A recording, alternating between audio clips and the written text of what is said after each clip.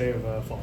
Good. I mean, we just went a little over an hour. Helmets, with the heat the way it is, and it's one thing to be in good shape. I think our guys are in good shape, but there's a difference in practice and game shape than there is from off-season shape. And so just learning over the years, even last year, like we're out there about an hour and 10 minutes, and plus we were out there about 20, 30 minutes before we really started. So good hour and a half, about an hour hard work, and looks like everybody held up well. And hopefully tomorrow we'll go probably about 20, 25 minutes longer, and we'll just kind of ease into it next few days. But I mean, helmet day, guys are flying around, and intentions are good.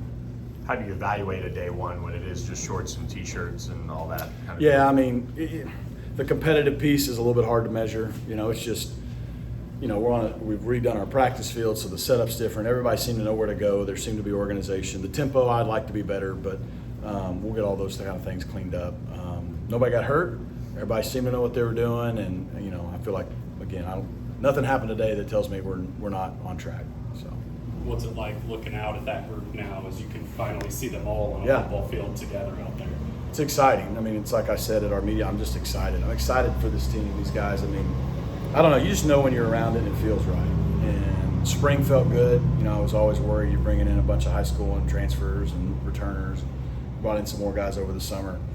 And today's no different. I mean, the guys act like they've been playing together for a while. They seem to have a singular focus and kind of all be connected and on the same page of we just want to win, which is good. A lot of depth on this team, but if there's one position that might be a little bit thin in terms of numbers, it's linebacker. Yeah. How do you guys kind of go about building depth there, or is it just saying, hey, you guys kind of got to do the extra mile to stay healthy this year? How do you kind of assess it? I would say we've got as good a depth as we've ever had, probably everywhere except maybe linebacker and tight end. Mm-hmm. And we've got depth at QB, but we're pretty young.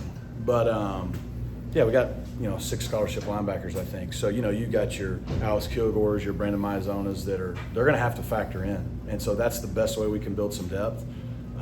I do feel good about the 6 we have.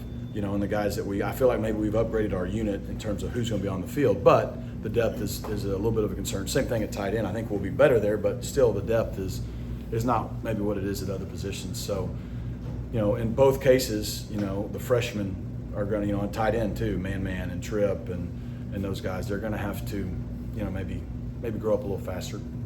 Yeah, how much opportunity is there at tight end for some of those guys like a Micah Hiltz and Tripp, a man, just looking for somebody to step up alongside? I mean, look, RJ had a good first year. We're expecting him to have another good year. He's bigger, but still, we need Nolan Matthews is healthy. We need him to have the best year of his career. We need a Micah Hiltz who's coming in with experience to have a solid year for us. We need those freshmen to step up to provide that depth because we don't ever play without them. So obviously, if we had to, we will. But I think that position and linebacker is just how fast can those young guys and transfers, pick it up because they're going to have to play. You said depth, but young at quarterback. Obviously, you can't judge the performance of the day much. But a year later with these 2 guys, what's the difference with them in their approach and their preparedness of it? Yeah, I mean, I think the way you would hope. I mean, I think Preston and Kevin are just much more comfortable. I'd be really upset if they weren't. I mean, Preston had a fantastic summer. I thought he had an okay spring, but man, his summer has been great, and that's kind of the way he took off today. I mean, he seems relaxed. He seems like he's himself. Our guys respond to him. And I think Kevin made some really nice throws today in the team period. One, I think, to Keyshawn down the side, and another one, I don't know who it was, but there's just a comfort level there. And then you see what Keldrick can do. He's got a live arm, and I mean, he's rocked up. So hopefully he'll pick it up soon too, just like Kevin did a year ago.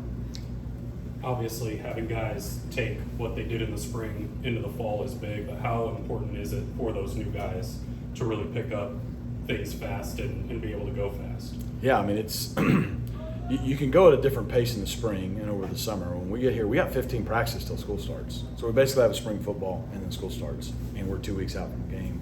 And at that point, you kind of got to know who's going to go into that first game for the most part, or at least who has a chance early on to come on. So you got to throw them in the deep end.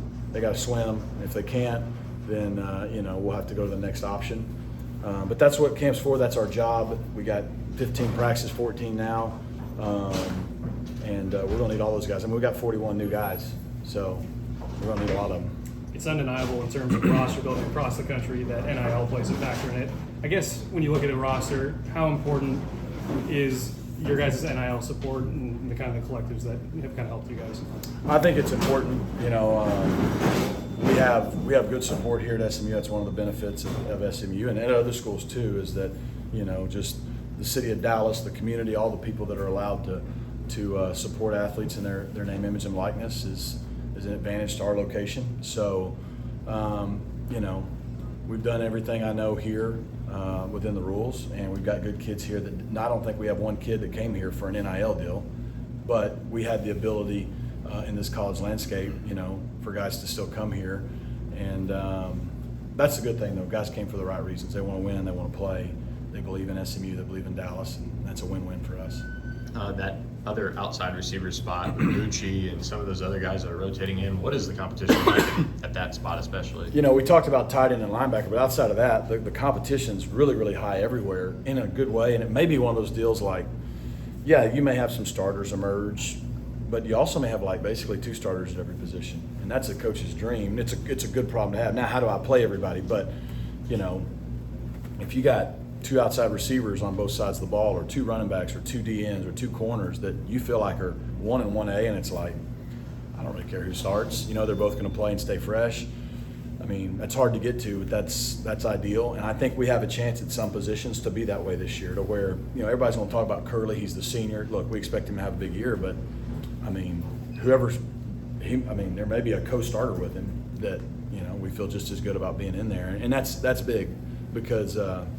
You know, to play fresh and to play fast, you need depth, and injuries happen, but even if they don't. So I'm hopeful we have positions where we're not having to say, well, this guy's playing and this guy's not. You know, they both earned the right to start, so they're both going to play, and that's what we've told them, and that's what we're working for. Jordan Hudson and Kyron Chambers come in, and what do you see from both of those guys, and kind of what the expectations? I know it's day one, but kind of what you yeah, until you put pads on, you know, it's easier to look good at receiver with just helmets on, catching the ball and all that. I mean, you can see the talent that everyone knew coming out of high school, right? With Jordan. And with Kyron, I mean, he can really run, and he's physically looks the part. So, you know, the weekend, I think we'll have a better idea, but we obviously felt like those guys are guys that can make impacts here. Obviously, you guys look the part and obviously got to go out and do it. Is that kind of like a conscious, maybe, I don't know if mantra or thing you tell your guys is like, hey, you know, looking the part's only so far, you guys actually got to go out and do it? Yeah, I mean, look, we can have a lot of potential, but all potential means is you haven't done it yet. So I like our team. I like the makeup of our team. I like the talent on our team. I like the depth. I like the size, the look, the feel. Look, adversity is going to come with injuries and all kinds of other things. We'll have to overcome that just like everybody else does. But we've started at a good point. But to your point, nothing really matters other than do you go out and perform and win. And so that's the process that we're undertaking starting today, and we got to be ready to go by September 2nd. As a play caller, are you already kind of taking notes of what certain guys do well to when you are maybe rotating to say, well, if we're going to do this is the guy we maybe need to use? Like how early in this do you kind of have to start thinking about that? Yeah, always. You know, I mean, obviously it's easier on the returning guys like a Roderick Daniels or guys I know like a Jalen Knighton, but we got a lot of guys that we'll be learning throughout fall camp. And, you know, the hope is that everybody can function in what we do as a base offense, but there are certain guys that you're like, man, if he's elite at that, let's focus on that. And the same thing with another guy. And so we have ideas. Some we know, some we have ideas, and some we're still learning. And that's really a big part of camp for coaches is finding out what guys do best and what positions and in big moments, and finding out what the quarterback likes and who he likes, and then building it around that. So that's a huge part for us. Any roster updates aside? It doesn't look like Cam Farrar or Kiki, right? Yeah, Kiki Burns has graduated from SMU. I think he's going to try to transfer and play his last year somewhere. Mm-hmm. Unfortunately, Cam Farrar was an academic casualty, mm-hmm. and we're unsure where he's going to go yet. I think he'll have to go down, but we're going to try to help him. And then Gage Haskins is no longer with us. All positives. He's, you know, was going to be in his last year. He's going to stay and graduate from SMU. He got a job offer a year early, and it's like, you know, I can go ahead and start my career and help pay for the end of my school. And so we're really thankful to what Gage did for us last year. There's no one I can think else off the top of my head.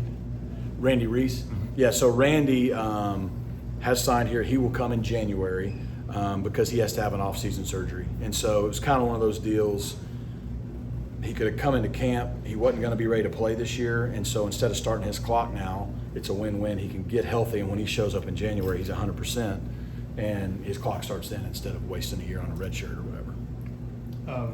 De'Ara King out there, some working with Keyshawn and Romello, Yeah. the guys he obviously knows. What does he bring, and not only to the QB room but to the wide receiver? Yeah, he's primarily working with Rob and the wideouts, but he's kind of everywhere, right? I mean, he just played in our system for 2 years. He's very closely, I mean, he's been removed from the game for like a month, right? And so he can relate to those guys. He can obviously help Preston and Kevin and Keldrick and those guys because he's been in that situation, especially from a leadership standpoint. But what he really brings to that receiver room is he's a quarterback and he knows how QBs think and how they think and what we do. So he can communicate to receivers, man, this is what the quarterback needs out of you. And sometimes that's a really good perspective for a receiver to have because sometimes they just think I'm running around, I'm doing this. No.